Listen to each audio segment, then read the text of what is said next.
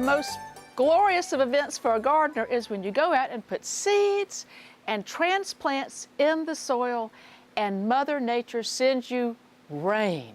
I hope that she's going to be as kind to us all through the summer as she was to me this past week when I got the first start of my garden going. Hello, I'm Amanda McNulty with Clemson Extension, and we're so glad you could join us for SCETV's own gardening show, coming to you live from historic downtown Sumter, Making It Grow.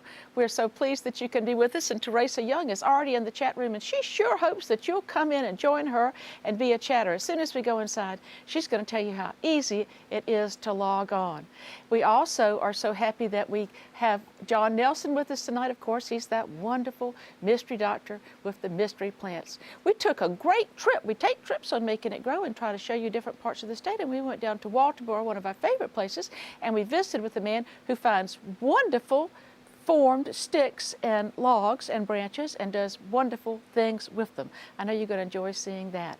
We also have a great panel here tonight to help you answer your gardening questions, and it's one of those times when Jackie Moore comes back from the South Carolina Specialty Foods Association, and she has an extra special guest with her tonight. Oh, what a lot to do and talk about. So let's go inside.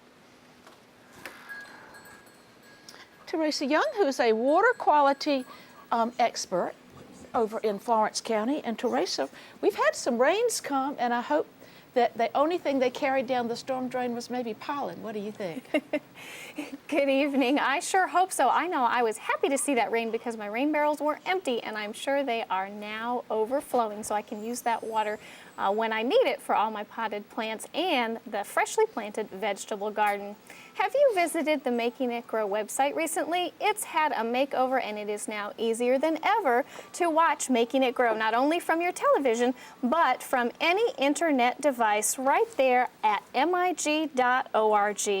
You can also scroll down the page, and if you've missed a show, check out one of the recent episodes, and now even web exclusives, some of which you can view the segment before it actually airs. That was made live for the first time today. So I hope some of you tried that out, and you'll want to get advance on the next week's show. If you like, you can even join our chat from a link here where it says click here for the Making It Grow Facebook chat room. Or you can do it the old-fashioned way from our Making It Grow Facebook page. Click on the green Let's Talk icon, log in with Facebook or Twitter. We already have 5 speakers and 5 viewers, and I hope that number continues to grow, and I'll be chatting with you soon. Amanda, back to you. Thank you, Terasa, and you are such a wonderful environmentalist, and I think you're going to share with us some information later in the show about ways that our viewers can also become more environmentally friendly in their garden. That's right. We'll be talking about the Carolina Yards online course, so stay tuned for some more details. All right. Always exciting things happen here on Making It Grow, especially when Trish DeHond comes back to see us. Trish, it's been a while. I know. And we just, you know, we've all gone through so many different things in our life. And now you are an agronomist, which is just so cool. And I think that maybe have they gotten some of the corn seeds in the ground? A little bit. Yeah. It's still really wet in a lot of areas, but some farmers have been able to get some corn out. But I'm happy to say our wheat crop is getting caught up. And some of our wheat is doing really well. So we should have a good harvest. I hope so. We all wish the very best for our farmers. And the wheat also, when we have these beautiful blue skies occasionally these days, is that the green, beautiful carpet in the well, field? we do have some oats. But most of that, though, it looks like a big green lawn right now in our wheat field. Don't our homeowners wish that their lawns could be as beautiful? And Davis Sanders comes to us from South Pleasantburg Nursery. And Davis, y'all have a little bit of history associated with your nursery, don't you? Yes, we do. Thanks for having me back, Amanda. Thank you. South Pleasantburg is Greenville's oldest nursery. We've been in business since 1965, so next year we will be celebrating our 50th anniversary. How about that? We're one of the only full-service nurseries left in the upstate. In addition to the retail center, we also offer design and installation services. We design and install water features, koi ponds, such as that. I've always wanted to have some, what do you call them? the dragonflies in my yard. Is that an easy thing? Are there things you can put in your yard that would help attract dragonflies that y'all could help people with? Unfortunately, yes. Dragonflies are often attracted to mosquitoes and mosquito larvae. So if you Well, I have plenty of both of those, so maybe I need to have some dragonflies. I think I probably do. And Jackie Moore's with us tonight. Jackie Moore, of course, is with the South Carolina Specialty Foods Association, and I think that her role is expanding, and so that's one reason she has such a special guest. Tell us all about it, Jackie. Thank you, Amanda. It's a pleasure to be here. And yes, my role is expanding. I'm taking on agritourism with the Department of Agriculture. So I'm really thrilled tonight that our guest does agritourism on his farm, as well as a specialty food certified South Carolina product. So I want to welcome Ed Land. You're with Jackie. Chattooga Belle Farm. It's hard for me to say, in Long Creek, South Carolina. So where did you come up with such an interesting name for your farm? Chattooga Belle is named after the river, the Chattooga River that borders South Carolina and Georgia in our county. And Belle is and both my grandmothers had Belle in their name. One was Laura Bell and one was May Bell. So that's how we picked up the name Chattooga Belle Farm. Well, it's a beautiful place, and we're going to learn a lot more about your agritourism and your products later in the show. Thank you, Jackie. And now we're going to check in with our favorite professor at the University of South Carolina. And I got to be a student again last week. John, it was very pleasant being a student when you weren't going to be written up in the grade book. Thank you for letting me join your group. Well, I'm so glad that you came along with us, and I'm sorry you didn't get to take the quiz like the rest of the students did. Well, I'll just go ahead and tell you that I'm sure that you should just give me an A. I'm certain I knew every single thing. But John, we went to a wonderful place. Tell us the name of the area that we visited, please. Well, we went up to the end of the Greenway within the Riverfront Park here in Columbia, and that's, of course, where the Broad River Diversion Dam is. And it was just a real fascinating area, and it's full of plants. You might not think it would be, but it really is a good place for a botany field trip. It was a wonderful place for a botany field trip, and we'll be showing that segment to our viewers before too long. But I want to say that now that everything's popping up, all these people are sending me queries about what is this, can you identify this, and I just send them to you because your herbarium provides a wonderful service. Tell us about that free service y'all provide, please. Well, sure.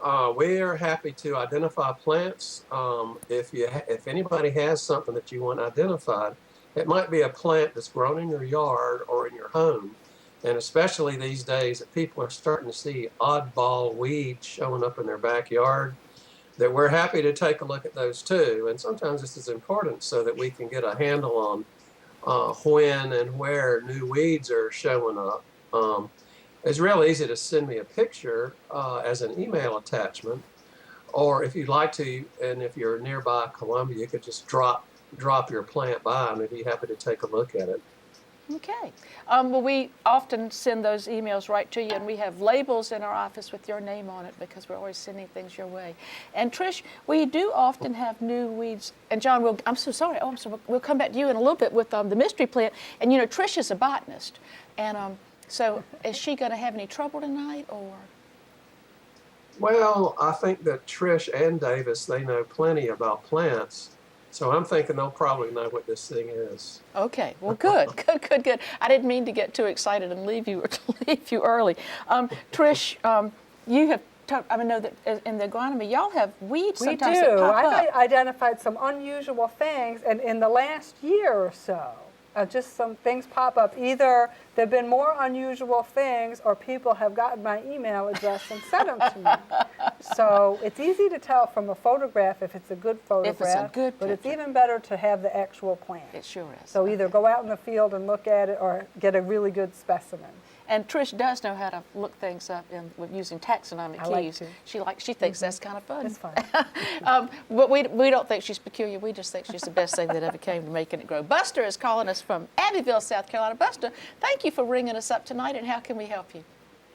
Yes, ma'am. I love watching y'all's show. Well, we appreciate I it. got a couple questions. All right. I need to know if I need to work the dirt away from my yellow onion plants. All right. And how soon should I start? And my other question was, is it too early to put out my peppers? Oh, okay, all right. Abbeville. Abbeville. I would chance it, wouldn't you? If he's already got the pepper plants, he Yes. could put some of them out. Yeah. And if he puts them out, he can always cover them That's if, true. if there's a chance of a frost. Now, Davis, you said y'all kind of err on the side of caution up there at South Pleasantburg Nursery. We try to because we almost always have a frost sometime Yeah. between April 5th and April 15th. We are a little bit further north than Abbeville County. But we do try to err on the side of caution so that if we do have that late frost, people aren't losing anything. And we always do have that little dip in temperature right around the full moon That's in true. April, That's which true. is the 15th But this you know, year. sometimes you just can't stand it and you just have to get up there and put something in the ground. So we could just put a few of them one. in the ground. Yeah. Now, how about pulling the dirt away from your onions? I've never heard of I've never that, heard but of I'm that not an either. onion expert. But you know, I've I never know heard you of plant that. them in the fall, and then when the onion tops Fall flop- over. So flop I don't over think in you need June, to. they're So ready. if you're going to get your fingers dirty, I think it's going to have to be maybe putting something in the ground. Donnie's calling us from Easley, another place that might get some cold temperature, isn't that right? And Donnie, what's happening in your neck of the woods that we can help you with? Well, I've got some tomato and bell pepper seedlings that I've started from seed, Uh-huh. and they came up fine, and Good. they've got about 3 to 4 inches tall, and they quit growing. And I was wondering if I've done something wrong, or if you could help me with that. You know, my seedlings quit growing, and I wondered if my mix just kind of, because those seedling mixes often don't have much nutrient. Right. Some of value in them don't have any fertilizer in Mine them, and didn't, you have to put a little bit of fertilizer. The plants are really small, so they don't need a lot. But another thing is, depending on where he has them, if they're in the house, a lot of times they just don't have enough light. You want to get them really close to like a fluorescent bulb. Even if you could raise it up on a countertop where there's a light fixture Okay. up here, and raise the trays up so they're real close to So that light. the seed has enough stored energy to get up and going, I guess, and then I guess it can kind of run out. So they're probably maybe a little bit of a weak fertilizer, one of the liquid ones maybe. One of the liquid ones, Yeah. or we also recommend fish emulsion, seaweed Okay. emulsion, Something some of that the wouldn't organic hurt during the- fertilizers. Correct. Okay, great. Okay, well, gosh, we're going to go right back to Dr. John because we've been bragging so about how brilliant our panel is. So, all right, Dr. John, bring on that mystery plant. Okay, we got a mystery plant tonight that is from right in the courtyard at my building, and it's a deciduous tree and small tree. It's native, and you know, Amanda, that we got all these crazy Asiatic magnolias that are blooming now, and everybody likes them so much. Well, I'll have to give a big hint here that tonight's mystery plant is a magnolia, and it's a deciduous magnolia. And a lot of people need to remember now that we do have deciduous magnolias that are native to South Carolina, and there are actually several that are found in the southeast. This particular one is just coming out now. It's got plenty of leaves that are tend to be clustered at the ends of the branches, and then it puts up these kind of funny looking, well, they're pretty. They're a little bit funny looking though. I think the flowers sort of stick straight up, and if you smell one of these flowers, it's really awful. It's terrible. They smell like, I don't know, sort of fishy medicine. It's awful, but they're really kind of pretty. And then, of course, following the flowers in the summer, we'll develop sort of, typical magnolia-looking, the cone-like fruits that they like to produce. And like I say, it's a real pretty tree. It gets to be, I don't know, maybe 20 or 25 feet tall, and it'll lose every single leaf off in the, in the autumn. Okay. Does it have that pretty kind of grayish, smooth bark that gets lichens on it that so many of the deciduous magnolias have? It is pale gray and relatively smooth. Now, it does not have a chalky white leaf lower surface like some of these deciduous ones do. So the lower surface is as green as the upper surface. Okay. Well, we have a deciduous magnolia that's native, which is And I got a hint. Okay. Also, it was rainy yesterday, you might have needed an umbrella. Oh, or a leaf from a plant. Yeah. So what's the common name for this one, I wonder? The common name escapes me. Well, you there needed are an umbrella or umbrella. parasol, umbrella magnolia. Umbrella magnolia. Umbrella tree. Woo! It's a beautiful You one, know the John. Latin name? I do not. Well, there it is. Yeah, and it's like I say, it's a native one, Magnolia tripetala. There's another one that's very similar called Magnolia acuminata, but the leaves are a little bit different on it. Okay. And of course, one of my favorites is the sweet bay magnolia. And if you say anything ugly about the way sweet bay magnolias smell, I'm never going to bring you another sandwich again as long as I Oh live. no, I love that. I do too. Yeah, I love that. Very They're Okay. sweet in many ways. They are sweet Yeah. in many ways, yeah. Well, John, that was a lot of fun, and I think it's fun to encourage people to plant these because some of our native magnolias, the deciduous ones, bloom later than the others. The Asiatic, Japanese ones so often get burned, don't they? Are they the ones that get? They typically do, although there is a group of magnolias out there that are hybrids between some of the Asiatic magnolias and the Magnolia nigra, or the Liliflora, the lily magnolias, Yes. which tend to bloom about 2 to 3 weeks later. Magnolias such as Anne and Jane, some of the ladies' names, those tend to bloom a little bit later. and Maybe they're not escape as- that maybe. ugly brown black state that they so often find themselves in. But John, thank you so much. We always enjoy learning about things from you, and I think that deciduous native magnolias are one of my favorites. I was particularly pleased with tonight's choice. Thank you so very much. Me too. Well, That you're was very great. welcome. Okay. Okay. Teresa, did some of those viewers decide that they could open their mouths and chat? Well, we still have a few viewers.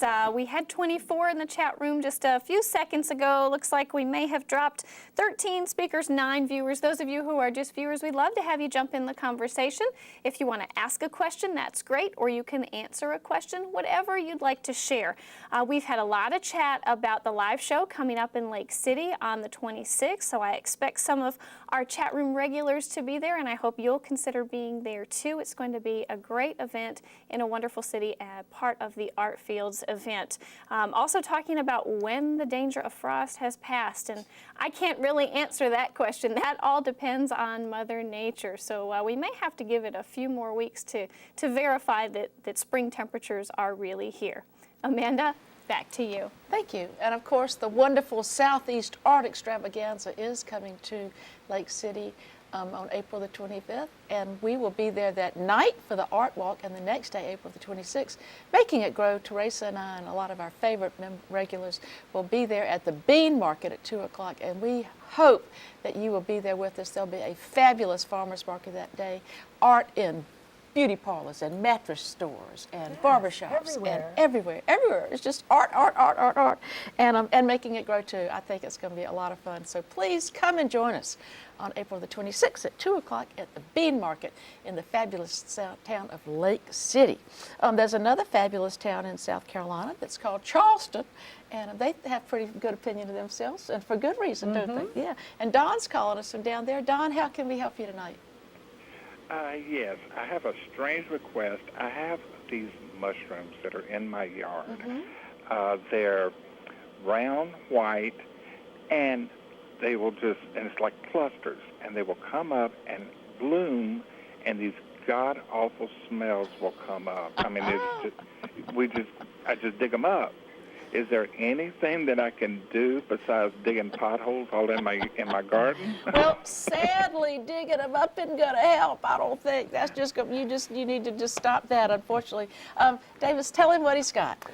What you have is a yard that actually has a high content of organic matter.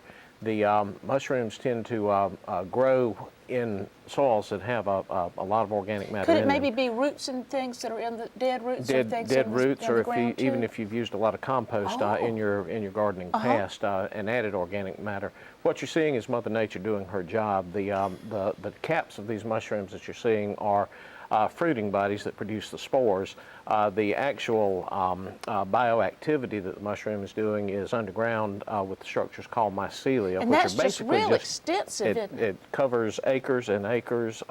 If you're familiar with slime molds, slime mold has been discovered in Tennessee that covers something like 230 square miles. You can't So dig up it's, 230 square no. miles in your yard, can you? So Not at what's all. your advice? My advice would be to, when the mushrooms appear, just go out with a broom and knock the caps off of them, and the rest of the fungus will deteriorate. Okay. And you just need to cultivate an appreciation of pluff mud smells, which y'all have all over Charleston. Maybe that'll help you tolerate it a little bit more. But we do have lots of calls about that these days, don't we? Yeah. Yeah. Okay. Susan is in a lovely part of the state, Fountain Inn. We're glad you gave us a call tonight, Susan. How can we help you? Hi. I was wondering, I have a lot of trees in my yard, therefore I have a lot of leaves, and my flower beds are always, this time of the year, covered in leaves, and I normally put mulch out and, of course, plant some flowers and everything, and I have lantana planted there, and some other things have popped up, but do I need to remove those leaves before I put the mulch down? What is the protocol? Because I see people argue that fact all the time about, do you take the leaves up before you do the mulch, or do you just leave them there for the compost? All right. Well, you know, a lot of people ride around town getting people's leaves. Yeah, leaves are good. They are. But I guess the idea is how thick it would be. So Right. give her some guidelines, please, Trish. This is a really good question. I'm glad she asked that, because there are two things. One is you don't want the leaf litter to be too thick up around your trees, shrubs, or flowering plants. And the rule of thumb is about 3 or 4 inches total of mulch and leaves. And the leaves would be included in the mulch. At the same time, if the leaves are coming from a tree or plant that had a disease on it last year, like, for example, on pecan trees. Oh, okay. Pecan scab spreads from year to year from the leaves, you know, that fell the year before. So if that's the case, like, say, if she had powdery mildew on her dogwood tree, or she has a pecan tree, maybe she wouldn't want to keep those. or some fruit trees, you just take a leaf blower and blow them out and rake them up and get rid of them. Okay. But a few leaves is good. You know, I would just put the mulch over the top of it. I think they're great, and they provide organic matter. And Davis, as you said, when it gets warm, those leaves will probably... They will Don't you start think to they'll decompose. quickly- They'll compost themselves, basically. You also need to pay attention to the type of leaves they are, because some leaves, particularly on trees that have persistent leaves throughout the winter, like the oaks, beeches, some of those leaves don't decompose as rapidly. So if the leaves in the sycamore, definitely. But things with soft leaves that drop fairly quickly and decay fairly quickly, like maples, birches, that kind of thing, it makes an excellent mulch. It might be a good idea to shred them up a little bit if he's got the opportunity. Okay. You brought something that I find hard to believe, but I'm going to believe you. But let's share this miracle discovery with all of our viewers. Well, it's really not a miracle. It's just I think they're going to think it is. it's a model of plant hybridization. This is an Indian hawthorn, Raphilepis umbellata. This particular variety is called snowcap. The reason I brought this to share with our audience is because if you take a look at this plant, you don't see any of the leaf spot that is common on the Indian hawthorns, particularly after the wet summer we had last year. And you mean those little black spots that just cover and Entomosporum leaf fungus, which is what wiped out the red-tip photinias years ago. You'll also notice that this plant does not have any winter burn on it, and this actual plant was in our nursery throughout the winter, up out of the ground in its pot, no cold frame, no shelter, just out absolutely nothing. And you can, if you can get a close-up of it, you can see that the brown color is actually the color of the new growth that's coming out. We're really excited about this plant because it's shown a resistance to the leaf spot and also an excellent cold hardiness. On top of that, it only gets about 3 feet tall by about 4 feet across, so it requires almost no pruning. So it's actually a hawthorn that lives up to the expectations that we've put in this plant for 50 years. And if I'm not mistaken, when you prune them and get stimulate all these new leaves, it makes the plant even more susceptible. That's also correct. The fungus that causes that leaf spot takes hold in new growth. Now, fortunately, Indian hawthorns are not extremely fast growing, but the more you prune it, the more new growth you stimulate, the more new growth, the more disease. But this plant is an ideal size for so many situations in the landscape. It certainly is. And tell us the name once again. I'm going to write it down. This is Rhaphiolipus umbellata snowcap. Snowcap. All righty. And she gets a capital A and a star by her name, doesn't she? Thank you so much for sharing that with us. You're welcome. Okay. Easley, oh gosh, we used to go to Easley all the time. Lived in Clemson, and we'd run over there to go to the movie or something, or go out to eat. It was the big city. Clemson's kind of big itself now, isn't it? In fact, then Easley was the big city. And Carolyn lives there. Carolyn, how can we help you tonight? Well, I want to give you a wonderful report. I called you about 5 weeks ago to get some information or some advice on how to control the deer that had just eaten up 12 Cuba bushes and had started on my hydrangeas, and I was in desperation about it. So we built 2 scarecrows. I mean, we actually had a friend give us one, and we built another one. We have not had them even nibble on anything. We now know what will take care of deer, and we were covered up with deer out in the rural area, and they don't come anywhere near. It frightens them, I think. So I just wanted to give you a praise report that we have controlled these deer with our scarecrows. Well, I wish you'd take a picture of those scarecrows and send them to us so Terasa can put them on our Facebook page, because they must be the most ferocious-looking scarecrows that have ever been assembled in South Carolina, and I'm sure many people would like to use your ideas. That's wonderful, That's though. great. If it worked, That's great. a great success story. Yeah, isn't that terrific? Yes. And zero environmental Right. impact. Trish, you brought something fun to share with us tonight. I have the garden of pass-along plants that have been shared with me by other gardeners. Nothing finer. And this is a plant that has reseeded itself many times over the years. And it's a neat old-timey plant. Some people know it as money plant or silver pennies. So this is what the plant looks like when it's in flower, and it has 4 petals. So that tells you it's a member of the Cruciferae or Brassicaceae family, which is includes usually yellow or white flowered plants like broccoli and cauliflower and cabbage and collards. Trish, does this plant then bolt kind of like they do? Does it start off as a biennial and then It's a biennial. Even though the Latin name is Lunaria annua, it's actually a biennial. You get a little short plant the first year, and then the second year it comes up and it's like a little cluster at first, and then it sends up the stalk. And it's beautiful. And then these seed pods form, these flat seed pods, and they have a couple, 2 or 3 seeds inside, and you just take off the outside coating, save the seeds, or just go ahead and put them out in the garden. And it has these silver pennies, is what I call them. And so you don't even have to keep them in the house. You can go ahead and just scatter them when they're, and then they won't pop up until they're ready to. Yeah, and sometimes they present themselves in an awkward place, and I just move them back where they belong. But most of them come right up, about near the area where they originally planted. Well, it is a beautiful thing to have in the yard I love this the time color. of year. It's just fabulous. Very cheerful. And tell us the name again, please. Lunaria annua, Lunaria money annua. plant. And I wish it was real money that grew on it, but this is the next best thing. Well, it's pretty fabulous. It really is. One of my Okay. favorites. Okay. Okay. Debbie is calling us from Westminster, South Carolina. We got a lot of calls from up that part of the world. Debbie, how are you, and what can we do for you tonight? Doing fine tonight. I have a question about my lilac bush. It's about 30 years old, and I don't know if this winter was so harsh, but a good bit of it has died. And I want to know if I should prune all the dead back or wait a little while longer. I need to know what to do with it. Well, Trish is from where there used to be lilacs, but she's not there anymore. Rochester, New York has a lilac festival. Do they? Yes, it's the lilac city. But David, since you are maybe more familiar with lilacs that might bloom in South Carolina, There's what only a advice few, aren't would you there? give Debbie in Westminster about her lilac that she thinks has suffered some severe damage?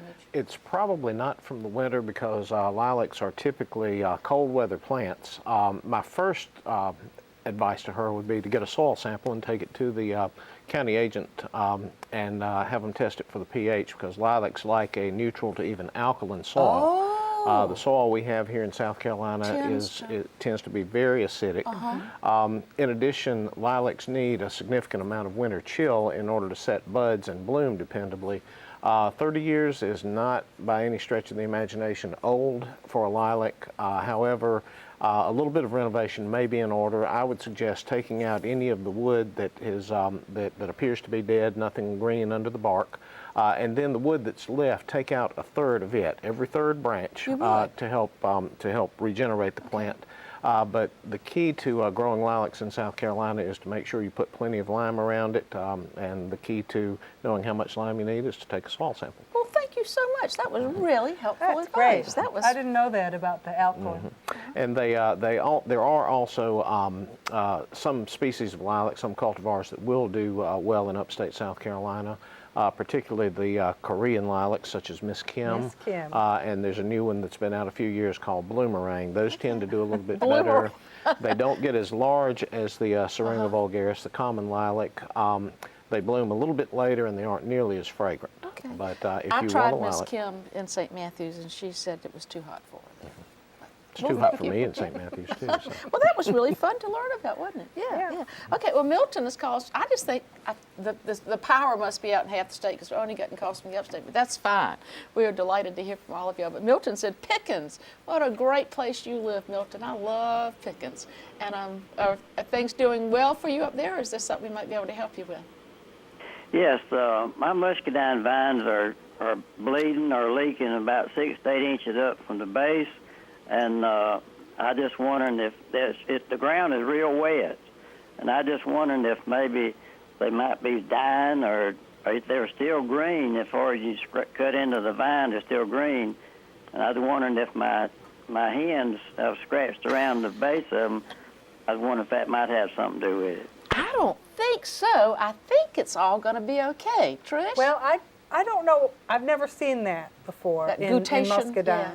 But I've seen when people prune in the springtime, when the sap is rising, especially on birch trees, they'll weep. And my or drops muscadines will have done fall. that. Okay. Yeah. So if there was some kind of injury and then the sap is rising now, then yeah, maybe that's what happened. That would be my guess. The winter injury, we did just come through a very cold winter, the first really cold winter we've had in 17 or 18 years in the upstate. We had single digits down 5, 7, 9 degrees, and if a plant is starting to break dormancy and has sap in the stems when it reaches that type of temperature, a lot of times it will literally explode the vascular tissue in the plant and cause some of those injuries, cause them to weep. But plants have been growing and freezing and thawing for millions of years without our help. So I would just say keep taking care of them the way you've been taking care of them. Okay, we don't need to bandage it up. No. Okay, all right.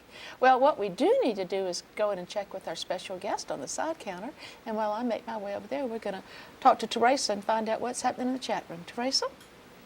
Well, we are just chatting away in the chat room, and there's always room for more chatters, so go ahead and join us. While Amanda makes her way over, I thought I'd share a picture, and there were lots to choose from this week, but this particular plant has a couple interesting facts about it. Known as horse sugar, and the common name comes from the fact that horses and some other animals, deer and cows, like to make this a tasty treat.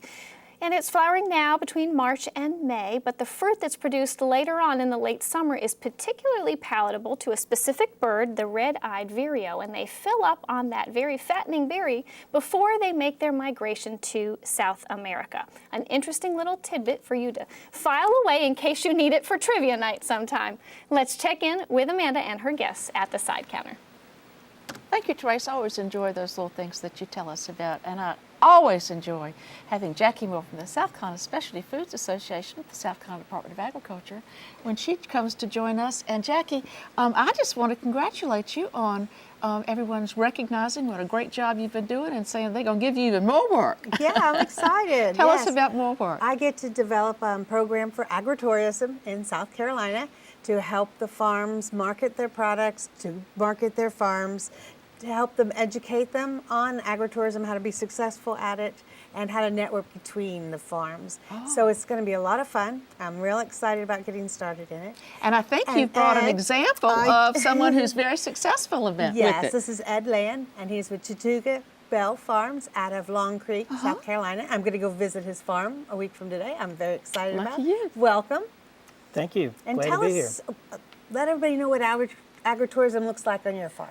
Well, agritourism for us is we have a 138-acre working farm. We have a U-pick operation there. We have 23 different varieties of fruit that we grow. We do farm-to-the-table dinners in the fall. The first Sunday of October, we have a big farm-to-the-table dinner.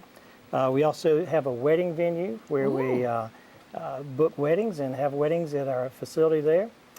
We installed 2 years ago a catering kitchen, so we cater some of the events. Also, we can some of our product there.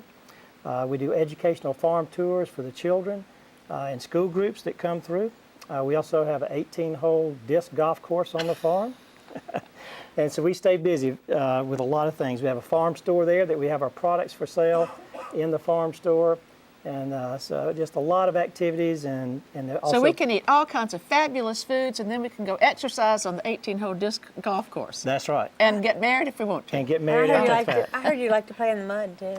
We're having a mud run May the 10th at the farm. Cool. It's a real fun day. A lot of obstacles and water and mud and water slides and all kind of fun things for the public. And the setting of your place is just gorgeous, the mountains. And We're lucky to have one of the prettiest mountain views in southern Appalachia in Oconee County that we have from our farm. And a lot of like your farms, a lot of them manufacture South Carolina grown products. And so do you. So let's look at some of the stuff that you produce. We are all about apples at Chattooga Belle Farm. We make a lot of apple products using our Gala apples. Anything from apple butter to apple barbecue sauce to apple salsa, And apple you had syrup. one that interested me, apple syrup. Apple syrup. Yeah. Yes, it's wonderful. Is it really delicious? Yes, it's really great. I'm going to get you to open that at the end of the show, and I'm going to have to stick my finger in and try it. Well, we'll let you try that. And now you say the galas come in early, and you use those The galas for that. is the first apples that come in on our farm, and so we use the gala apples to make most all of our apple products. We use a co-packer close by there to help us with those products. But then if a family wants to come and pick apples, you've got a long season of apples? We've got about 18 varieties of apples when we start in with the galas, and then we'll end up at the end of this season with just a few Arkansas blacks. Okay. And so we, like I said, So 18 people varieties. can come and pick whatever they want? Yep, it's a And you U-pick. let them know when they're available? How We'll do we post it know? on our website when we have the fruits to be coming in. And like I said, we have raspberries, blueberries, blackberries. So we like just I said- watch your website, and then we know when they're ready, and we come on over. Yes, just come on Now, over I and visit. love buttermilk cornbread, and I love a big old pot of hominy grits. Tell me if these are particularly tasty. Well, we grow Tennessee limber cob corn in Brasstown Valley. One of the local farmers and I work together growing the corn. We harvest it in the fall, and we have our own mill, so we grind right there. Oh, wow. Sift it Very out. fresh. Oh, it's fresh. I actually ground grits yesterday. And so then we bag them up, and then we sell them in the farm store, and we also have several restaurants in here that we sell our grits to. Okay. And then I'm getting hungry just looking at these beautiful products, Jackie. Well, Why don't you tell us about the one up front there?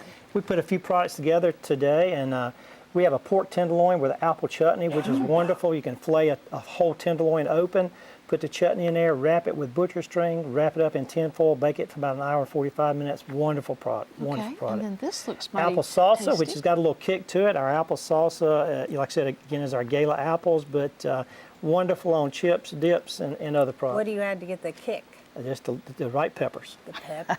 The right All right. peppers. Nothing wrong with peppers. Apple chutney again here for hors d'oeuvres. If you're having a group of people over at your home, just take your favorite cracker, some cream cheese, and spread on there, and some apple chutney, and it makes a wonderful hors d'oeuvre for And the you. glistening nature of this, it makes it particularly appealing, doesn't it, Jackie? Yeah. Yeah, I That's think it's so going to pretty. appeal to me as soon as the show's That's over. right. That's And why then- they want me on here. In the front, we've got our Applejack marinade, which is a wonderful product. You can put that on chicken strips, marinated overnight just in a Ziploc bag with the product, let it sit, and then put it on a grill and barbecue And it, where or is, you can and show me what this is up here. And this is called Applejack marinade. Applejack marinade. Applejack marinade. Okay, okay, all right. And then And this one looks of my kind favorite, and the mustardy. children's favorite, is our Bell's barbecue sauce.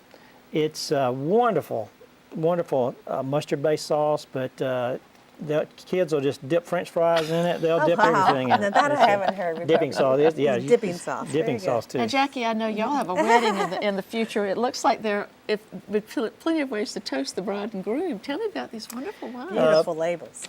All the wines are produced with fruit from our From your farm. farm. We have a variety, 8 different varieties of wine. Most of them are sweet muscadine wines with a muscadine base. We have a couple of new ones that just came on this past year. Was our apple wine and our peach wine, which has been a big success. Really? Peach has been wonderful, wonderful seller. And then we came out with Cynthiana, which is similar to a Merlot.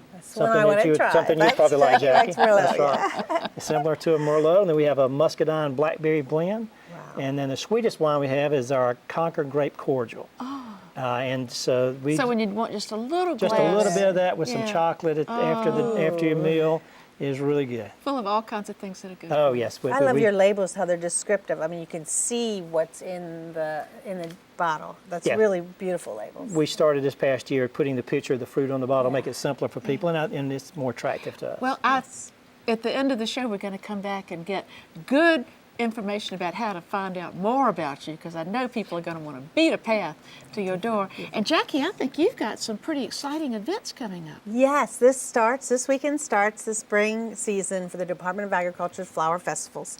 So this weekend we will be in West Columbia at the new State Farmers Market. We'll be there Thursday, Friday, Saturday, and Sunday. Come on out. We'll be there from 8 to 6 through Saturday, and Sunday from 10 to 4. That's a different schedule for Sunday, 10 to 4. Then in 2 weeks, on April 24th to 27th, we'll be at the PD State Farmers Market. In Florence, In Florence for their festival. And then we'll wound it up in Greenville in May 1st through the 4th, and that is at the Greenville State Farmers Market. So if people haven't gotten their gardens in and they want to get flowers, this is a great place to come and we're find supposed everything to of have it. wonderful weather this weekend in Columbia, so we're that's very terrific. excited about getting Will you out have the some garden. South Carolina certified vendors there Yes, we also? do. We'll have some specialty food vendors. We'll have all kinds. You've got all bases. We have 85 vendors and over 130 spaces. Both sheds at the farmers market are going to be jam full. Well, we are so proud, and at the end of the show, too, we're going to get you to tell us exactly how people can find out more about the wonderful organizations that come under the umbrella of the South Carolina Department of Agriculture. Well, thank you very much. And thank you for being with us. Thank you. We really enjoyed it. And now we'll check back with Terasa and see about those speakers and those viewers. Terasa? Thanks, Amanda. An interesting segment as always. And if you're planning on going to one of those flower festivals, you definitely need to know about choosing the right plant for the right place. And you can do just that by joining the Carolina Yards online course. It's a 5-week online course, so you can do it at your own convenience whenever is good for you, self-paced. You'll be learning about choosing the right plant for the right place, as well as maintaining healthy soil, fertilizing and managing yard pests responsibly, smart watering, and even creating backyard wildlife habitat. You can register at clemson.edu/cy/online. I encourage you to learn about gardening with South Carolina's environment rather than against it. Amanda, back to you. Thank you. And Davis, I'm sure you would agree that the best thing to start out with is putting the right plant in the right place. Definitely.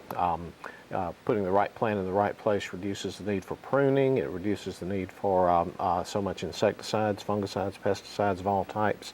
But also the right plant in the right place often involves new plants if you're wanting to give something a try. Well, tell me what you got for us. This is a new introduction. It's called Digiplexus. Digiplexus? It's a hybrid between the common digitalis or foxglove and its cousin from the Canary Islands called Isoplexus. It gets the growth habit of the digitalis, but the color array from this plant is incredible, and that comes from the Isoplexus. The bloom spikes come up 30 to 36 inches. They bloom in all sorts of pastel shades of pinks, salmons, What peaches. time of year will we have these blooms? This one, unlike the foxglove, is going to bloom all summer long. Since it is a hybrid, it produces sterile seed, so the plant doesn't put a lot of energy into producing new seed. It's able to put more energy into flowering.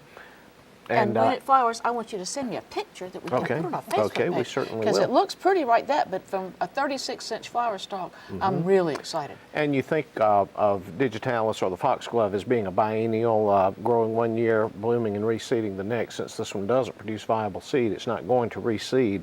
But just the overall hybrid vigor of this plant makes it winter hardy pretty much all over South Carolina. Whoa, thanks for sharing. Say the name once more. It is Digiplexus. Digiplexus. This one is called You heard it for the Illumination. first time right here on Making It Grow. We are now going to go to our segment, and we always enjoy taking visits. And Walterboro is one of our favorite places to visit. They've got the best little farmers market museum down there, and we found a fascinating gentleman there who we wanted to talk to, and I think you're going to enjoy listening to what he has to say. We're at the Colleton County Museum and Farmers Market visiting with Steve Chadwick, who likes to find things on the side of the road and turn them into wonderful pieces of furniture. Steve, how did you start making all this funky, great stuff? Well, I had a rather large limb fall out of my oak tree at my house, and I went out to clean it up, and I could see it had an interesting form. And pretty quick this picture formed in my mind that, geez, I can make something out of this. So I ended up adding a couple of legs and some back supports, and I had myself a bench. And then I got some compliments on it, and so my interest grew and it developed from there. I made my wife a plant stand, and pretty soon I had plant stands on my neighbor's front porch, and then I got into making chairs and tables. And even lamps. And even lamps right there. Well, when you're out there looking at stuff that's on the side of the road, because I know you don't cut things, you use salvage wood, I believe. What is it that you're looking for? Unique and interesting shaped branches, logs, maybe have an interesting form, just different shapes. I like the end result to be something artsy, funky, just interesting things to look at, and conversation pieces.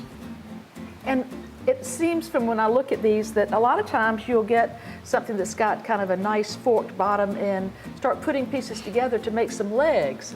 How do you, and you'd have to level them out and get them all attached. How do you go about it? That's where the puzzle begins. I come up with the four legs and start bracing everything together.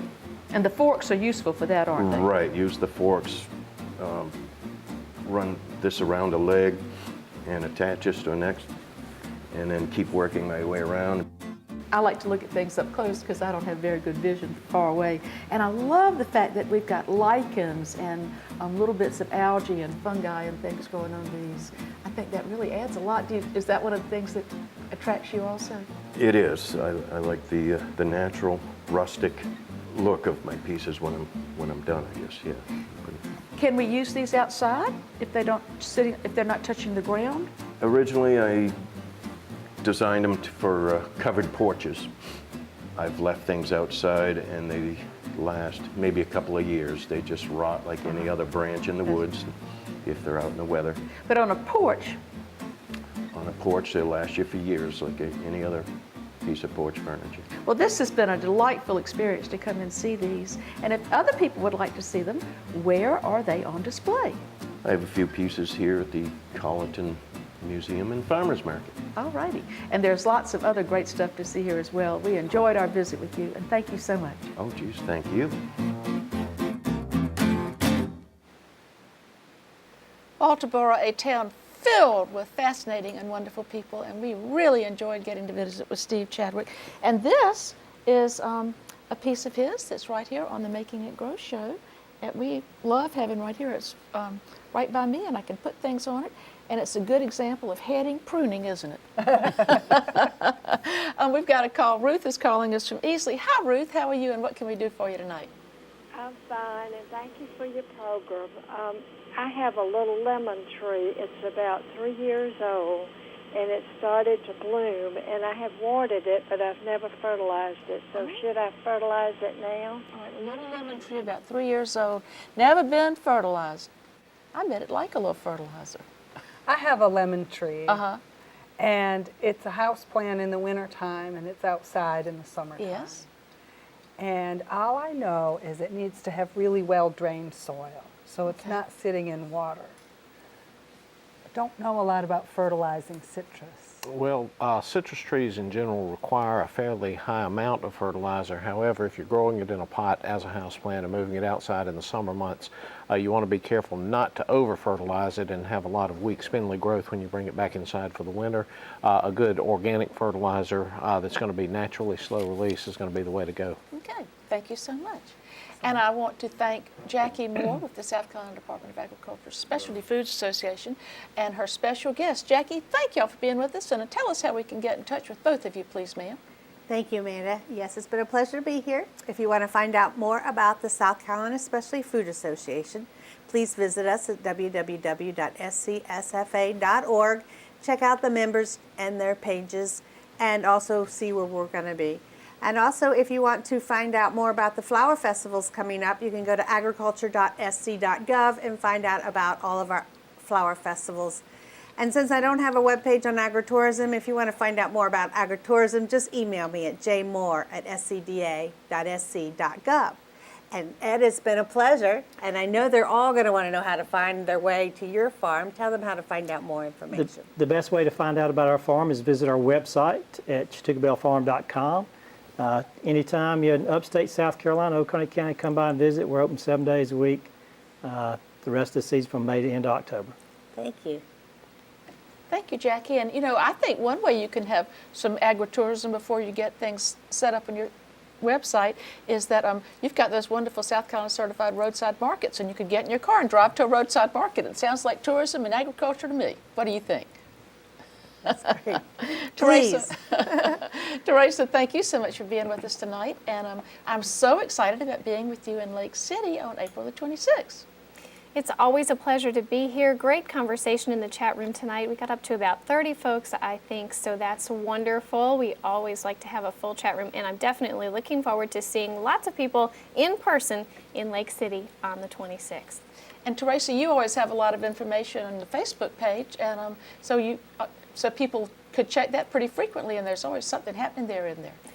There is. I really try, but sometimes schedules get in the way. But certainly you can post on there, and if I don't know the answer, we'll send it around to all of our extension professionals and get them to comment whether it's identification. Although I do recommend contact Dr. Nelson if you want a plant identified. Okay. And we want to thank you so much for joining us tonight, Davis. And tell us, what's your favorite thing that is coming into the nursery this time of year? Is there something you look forward to especially? Anything that's green and growing, everything from camellias to hellebores and everything that blooms in between. And where are y'all located? We're at 1135 South Pleasantburg Drive in Greenville, South Carolina. We're right on the banks of the Reedy River. Okay. Well, we thank you for making the trip down. And Thanks Trish, for having thank you for making the trip over here. And tell me what you've got going. Well, I know the last weekend in April is a very busy weekend, but if folks are out and about, the Darlington County Master Gardener Association is having an event at Kalmia Gardens of Coker College. They'd be happy to help you select plants and garden art for your yard and garden. Now, are some of these plants pass-along plants? Yes, some of them are from the master gardeners that have propagated themselves from their own garden, started them in the greenhouse there, and there are a few nursery-grown plants as well. And art. Yes, and garden art. And these little dish gardens that the master gardeners have created are beautiful and wonderful. And tell me if you think there's going to be much blooming on that incredible bluff they have. Oh, yeah. Kalmia Gardens is named for the Kalmia, the mountain laurel, and that'll bloom at the end of April, beginning of May. So we might see a few Kalmia flowers that weekend. And they are so beautiful. They are. They're well, you tell Mary and Dan that we send our best to them. Thank you. And next week, Dr. John will be with us, and Tony, and we want to remind you that we'll be right here trying to answer your questions for you and giving you good South Carolina advice, helping you get that garden and that lawn all ready for a wonderful spring and summertime. We'll see you then. Night, night.